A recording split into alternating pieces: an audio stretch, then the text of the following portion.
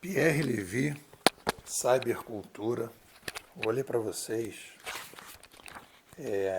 primeira página aqui no início do livro. Primeiro parágrafo. Pensar a cybercultura, esta é a proposta deste livro. Aí vamos lá. Em geral, me consideram um otimista. Estão certos. Meu otimismo, contudo, não promete que a internet resolverá em um passe de mágica todos os problemas culturais e sociais do planeta. E segue. Otimista. Aí você vai pegar o livro do Matt Ridley, ele escreveu O Otimista Racional, em que ele também tem uma visão positiva do futuro. E percebe que o Pierre Levy foi acusado de otimista. Como assim acusado de otimista? A gente tem um problema no uso do adjetivo otimista. Onde é que eu caiu a ficha nisso aí? Estou lendo o livro da Ângela, né? Acabei de fazer a análise, a gente fez a análise e aquilo ficou reverberando na minha cabeça. Que ela diz assim: otimistas normalmente procuram causas temporárias e específicas para o sofrimento, enquanto os pessimistas culpam causas permanentes e genéricas. Vou repetir. Otimistas normalmente procuram causas temporárias e específicas para o sofrimento, enquanto os pessimistas culpam causas permanentes e genéricas. Então ela resolveu chamar pessoas de otimistas e pessoas de pessimistas. Então já virou, né, aqui no caso da Ângela, e eu quero chamar a atenção de vocês para isso, ela já não está falando o que o Pierre Levy está falando. O Pierre Levy está sendo acusado de otimista porque ele está sendo questionado no diagnóstico que ele está fazendo da sociedade. E a Ângela está criando, né, definindo uma característica, um perfil das pessoas, um perfil otimista. E aí eu comecei a pensar sobre isso. E aí resolvi fazer uma faxina um pouco nessa história. Então a gente começa a brincadeira. Vamos lá. Vamos separar duas coisas. Uma coisa é uma característica estrutural de alguém. A pessoa geralmente é reativa, um tanto quanto deprimida, um tanto quanto muito influenciada pelos fatos.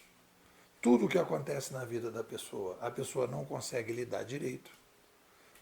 Então aí a gente vai começar estruturalmente, ou não é que a pessoa é assim, ela pode estar assim. Mas de qualquer maneira, aquilo vai caracterizando uma estrutura.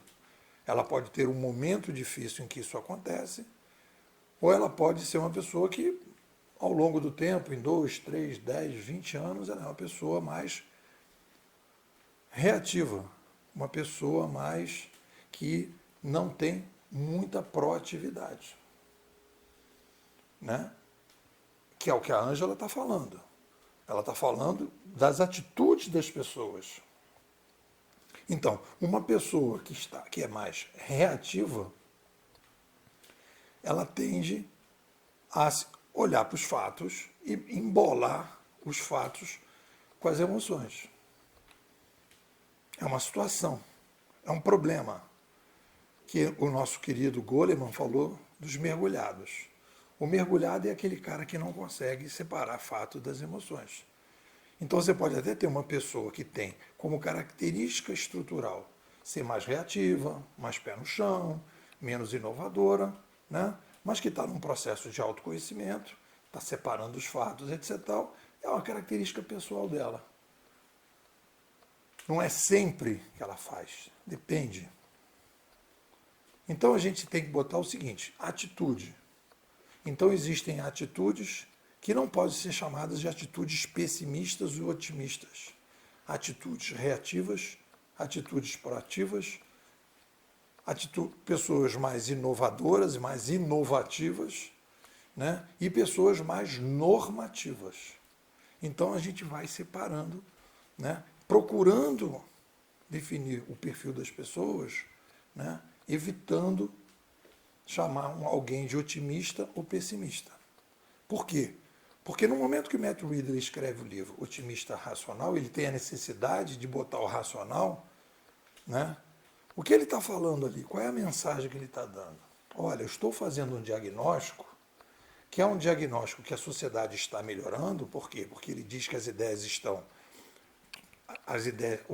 se aumentou a taxa de interação das ideias, e ele diz o seguinte: quando você aumenta a interação das ideias, você tem uma melhoria da sociedade. E nós aumentou o sexo das ideias, ele usa isso. Então ele tem um diagnóstico positivo, um diagnóstico otimista.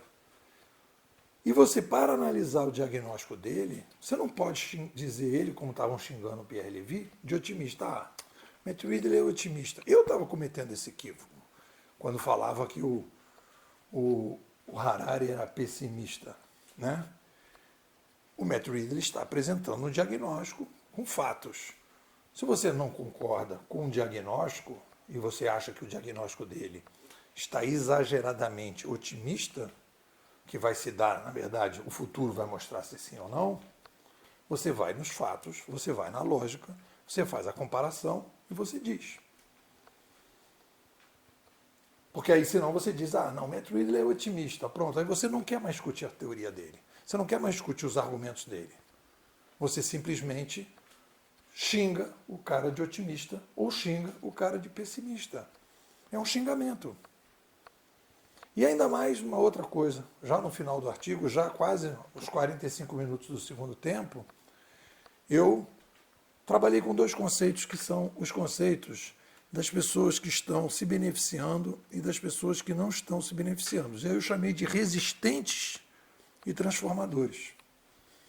Quando a gente vai pensar sobre diagnósticos, tem pessoas que se beneficiam da atual estrutura. Isso aparece no Thomas Kuhn.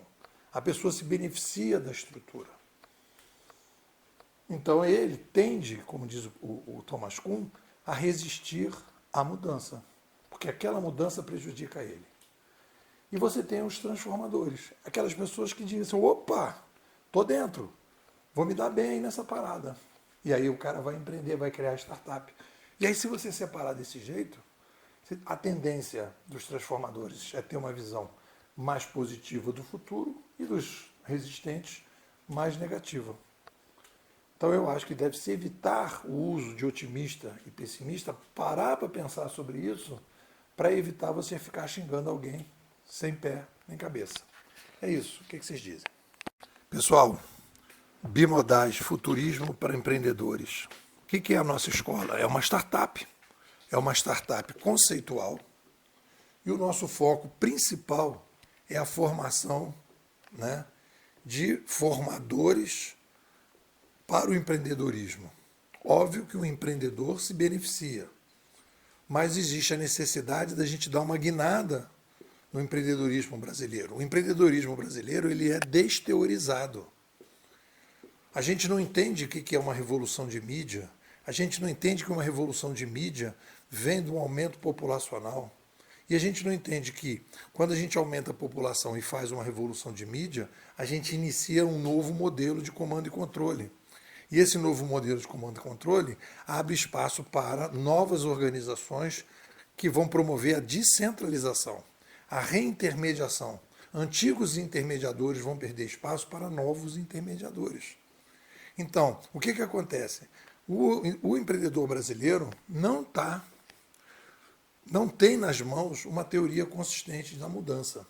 E sem uma teoria consistente da mudança, o que ele vai fazer? Ele vai criar startups muito mais incrementais do que disruptivas, muito mais locais do que globais, porque a gente tem aí demandas parecidas com o Brasil, na China, na Índia, na Rússia, em outros países que cresceram que nem o Brasil, em que você, resolvendo o problema do Brasil, você pode exportar isso. Então existe aí uma visão que as pessoas têm que ter e elas não estão tendo. A gente está entrando no nosso 4º ano, na nossa 7ª imersão, e eu te convido para fazer parte. Me manda um zap, 21 99 608 6422. Vou repetir, 21 99 608 6422. Nepô, quero sair de Matrix. Quero ser bimodal.